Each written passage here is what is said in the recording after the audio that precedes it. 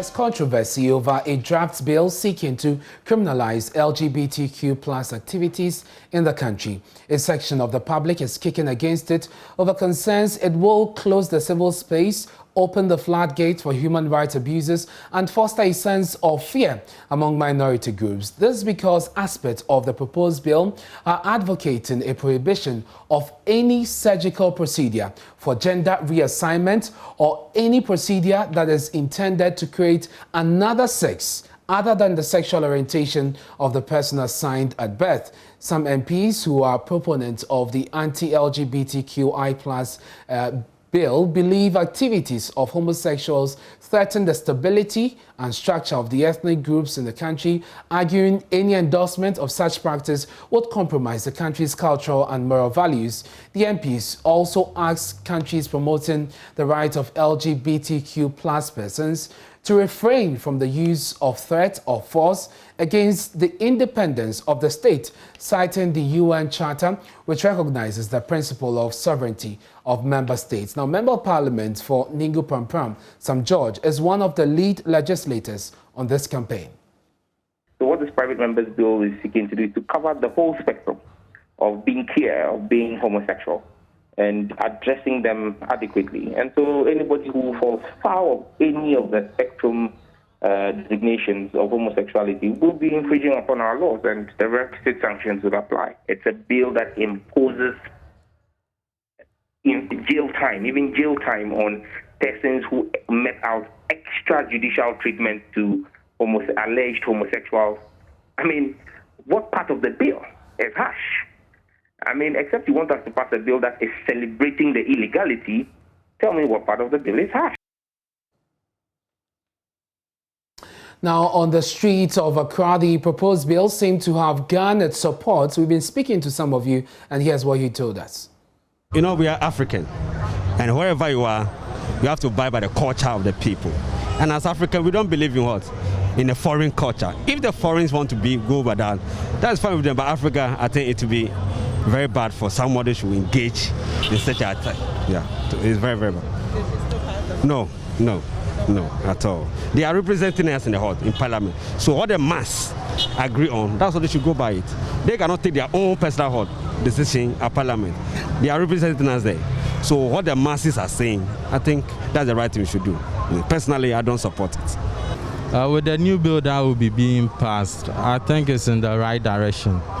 Because looking at the purpose for this bill, it will ensure that such practice is condoned, and not only that, offenders are also punished for that act. But there's one thing that I would like us to all put our minds on, which is such practice is something which already happens in the family settings. For example, there are certain families who are shielding their children from this kind of practice. They know very well that their children are into such acts at that tender age. But in terms of education and the form of punishment to give to their children, is something they themselves are not aware of, because they themselves don't even understand that such practice, one, to me personally, it is an evil act. Unreservedly, it is an evil act. I stress in capital letters. So with the new law which is being, when it is passed, and I pray that it is passed as early as possible, so that its implementation is also one thing that we need to look at it. Oh, I believe it's something that I really support it, because this gay and lesbianism issue, it's really bringing problem in Ghana, because they always think due to human rights, they are using this advantage to just take things for granted and stuff, because they don't know better than God. God created man and he gave woman to earth us, and they should have fun due to how and what they want to do. So you can't tell God you know better than God, because you have to take your mere female or male to just have fun with. I think I don't support that. So I believe what the bill is bringing on board, and I really support it 100% for that. Personally, I think those in LGBTQ also have rights, and then for the bill to be passed, it means that their rights are going to be infringed because they have the right. I mean, they should also be allowed to live their lives. So personally, since it hasn't been passed, I don't think passing the bill would actually give them that freedom or the right to live.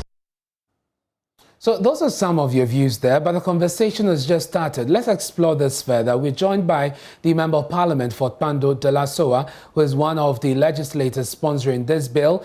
Jennifer AKUAMOAH is also a feminist and joins us on the phone. Let me start with you, Honorable DELLA SOWAH. For those who are against this bill, they say that it is actually,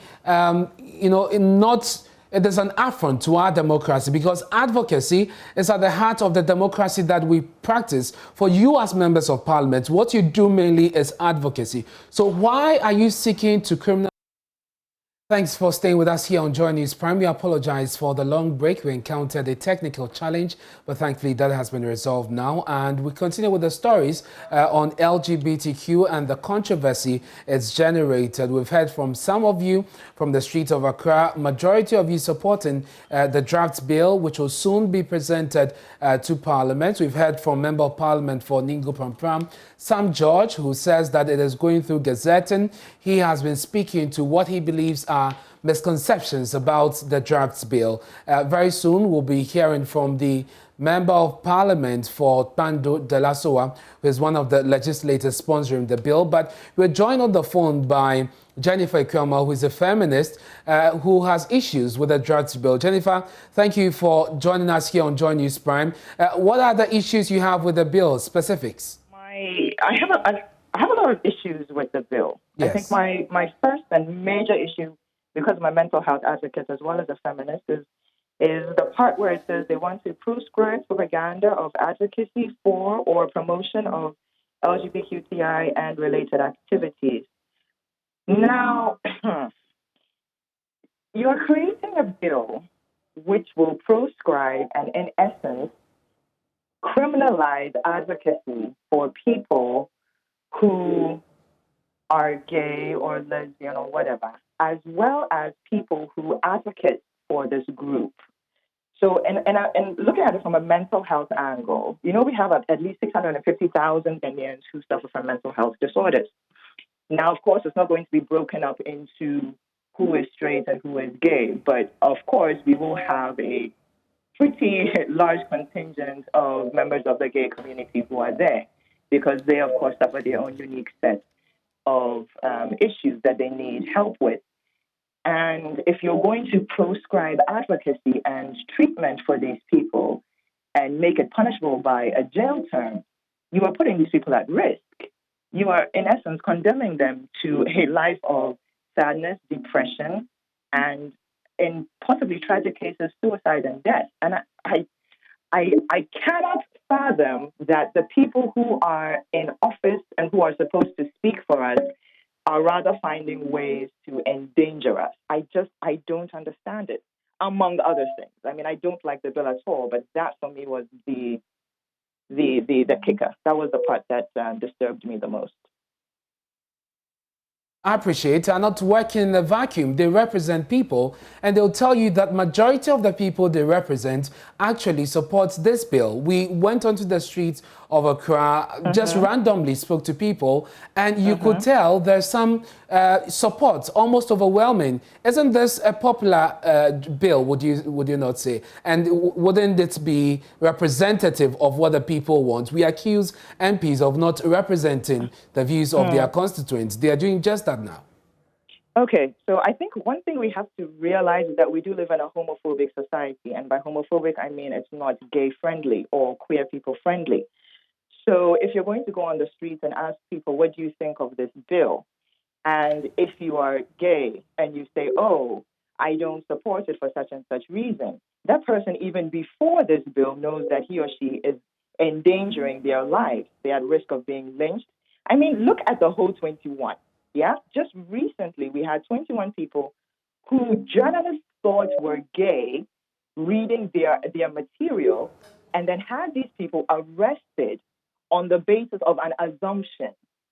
and you're doing a vox pop on the streets and you really think gay people are going to say, oh, no, this is a bad bill, of course they're going to say, yes, it's a great bill. Now, I'm not saying all the people you spoke to were gay, but we know we're in a homophobic society. And I mean, I did watch that bit, and we had, I think, only one lady at the end who was like, no, they are people. And if you do this, you're going to, curtail their rights to live their lives. But every other person you spoke to said, no, it's a bad thing. Another thing, of course, the MPs are going to say that this represents the majority of their people, because in which constituency are you doing a census of gay and straight people? Because, like I said, gay people know that they're at risk of being lynched or losing their jobs if they come out and say that this is their sexual orientation. So I think when we are talking about this, we have to remember the context and the society that we live in. We are not a gay-friendly society. So, of course, there are some points which are going to come up, and we're going to make it look as if everybody hates the bill.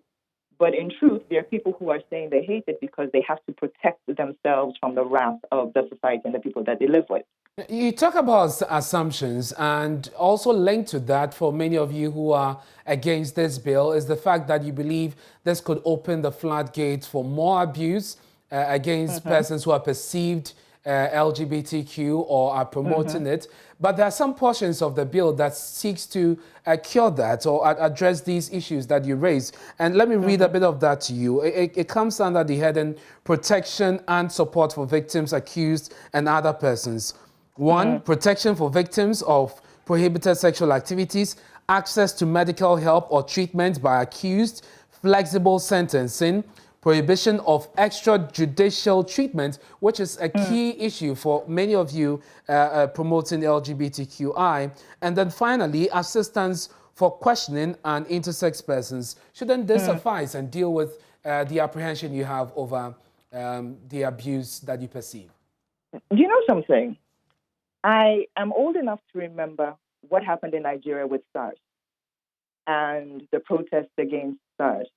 And I was curious as to why it was in essence a unit which was designed to help reduce, in quotes, SOWAH or internet scams and fraud, turned into something that the populace was so hugely against. So I went to read on SARS as well, and I realized that the writing about it, the legislature surrounding it, the idea and the intention surrounding it was really good. I mean, it was really good. They had a good idea.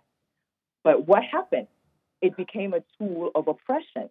Instead of it being something that could prevent internet scam, it became something that those agents, those security forces, could commit crimes against people they thought were internet scammers. And so you think that these clauses... Ernest, I'm coming. Yeah. Ernest, I'm coming. Yeah. So if you were a young person in Nigeria and you looked a certain way or you dressed a certain way and they thought you were a scammer, then they used that to bully you, to intimidate you, to assault you, and in some cases to kill you. Look, Ghana and Nigeria, our histories are not that far apart. And I honestly cannot say with full confidence that if we pass this bill as it is, everything written there is going to take place as they say. I have seen good laws abused by people in power. I do not think this is the way to go. Jennifer, hold the line for me. We have the Member of Parliament for Kpando also join us on phone. Madam, we're grateful you could join us. And the issue for many of those against this is the fact that the bill, in essence, seeks to criminalize advocacy, which is at the heart of the very democracy that you are practicing. For you members of Parliament, that is what you do. You advocate. Whether or not the advocacy succeeds is another thing altogether. So why seek to criminalize advocacy? To your listeners. Yes, on the issue of advocacy, I was saying before I went off the line that very recently someone was sharing with me plans to advocate for some Fulani headsmen. And what for? We were discussing the issue of the video that came up that some were having sexual intercourse with cows. Now that person says that it should be acceptable. We should advocate for them because they walk long distances without women to meet their sexual needs. Should we as a country, under the guise of democracy, that's my question, allow advocacy for anything? should we not be in control of what we allow advocacy for? And does allowing advocacy for things that are foreign to us make us targets? Does it say that because we are MPs, we shouldn't advocate for things that maybe somebody who is exposed to foreign culture, as your guest, even the sound of her voice tells me that she's very exposed to foreign culture. Are we saying that we representing the majority of Ghanaians, the high percentage of who are not exposed to foreign culture, we should allow anybody should advocate for anything, even if it's against our culture and our values? I don't think so. I think we need to protect the Ghanaian. We need to protect our culture. We need to protect our values. We need to protect what makes us Ghanaian. Homosexuality doesn't make us Ghanaian. It's not part of our culture.